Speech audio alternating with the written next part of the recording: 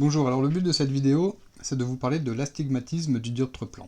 On va considérer une source ponctuelle, appelée A1, qui envoie des rayons lumineux dans toutes les directions de l'espace. Le dioptre est ici, il sépare un milieu d'indice N1 qui vaut 1 pour l'exemple, et un milieu d'indice N2 qui vaut 1,5. Si on regarde un rayon en particulier qui part du point source, il atteint le dioptre, et pour connaître ce qui va se passer après le dioptre, on a besoin de connaître l'angle d'incidence, qui est l'angle entre notre rayon et la normale, qu'on appelle I1. Alors pour connaître I2, l'angle de réfraction, vous connaissez la formule, N1 sinusien égale N2 sinus I2. Si on la reformule un petit peu, on peut exprimer I2 en fonction des données du problème. Donc N1 est connu, N2 est connu, I1, on va le mesurer. Ici, il vaut 25 degrés. Et donc si I1 vaut 25 degrés, on peut calculer facilement I2 qui vaut 16,4. Donc je trace I2 qui vaut 16,4. Donc quelqu'un qui serait dans ce milieu et qui regarderait la lumière provenant de cette source verrait la lumière qui vient de cette direction. Il ne verrait donc pas directement l'objet A1, mais il verrait l'image de A1 à travers le système optique qu'est le dioptre. Pour connaître précisément la position de l'image de A1, il faut d'abord tracer une perpendiculaire au dioptre, puis à l'intersection, ici, on va retrouver l'image A2 de l'objet A1. L'œil a donc l'impression de voir cet objet A1 plus loin qu'il ne l'est vraiment. Alors maintenant, si on fait la même chose, mais avec un autre faisceau de cette source ponctuelle. Par exemple celui-ci, il arrive ici. Pour connaître sa déviation, il faut connaître d'abord l'angle I1.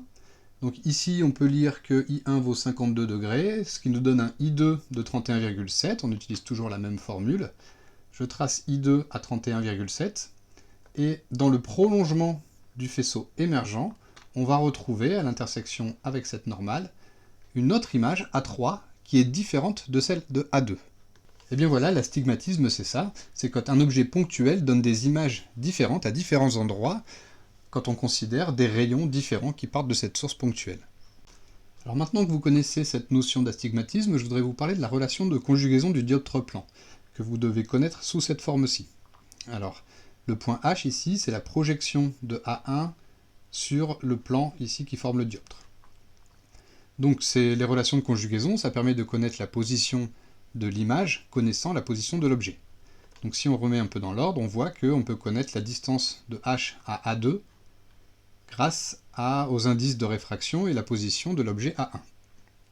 Donc, si on prend un exemple où HA1 vaut 1 mètre, comme on a un rapport de 1,5, on va trouver que HA2 est à 1,5 mètre, et vous voyez que ça ne correspond pas directement aux positions des images qu'on a trouvées. C'est normal, c'est astigmatique, mais alors pourquoi cette relation de conjugaison ne marche pas tout le temps? En fait, c'est simplement qu'il y a une condition sous-jacente qui dit que ça ne marche que pour les petits angles. Cette relation de conjugaison est une relation de conjugaison considérant le stigmatisme, donc pour les petits angles, et effectivement, si vous refaites ces constructions pour les petits angles, vous allez trouver une image qui est très proche de ce que donne la relation de conjugaison. Enfin, pour terminer, je voudrais vous parler de l'astigmatisme de l'œil. Alors, il faut faire attention, la définition de médecine de l'astigmatisme est très différente de celle que je viens de vous raconter.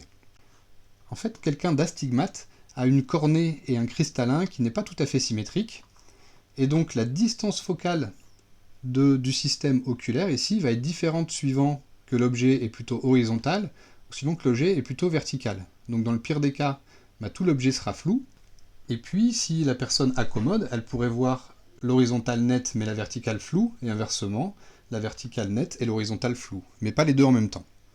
Alors vous pouvez faire le petit test en fermant un œil puis l'autre. Si vous regardez cette cible et que vous voyez une direction qui est floue alors que les autres sont nettes, c'est probablement que vous êtes astigmate.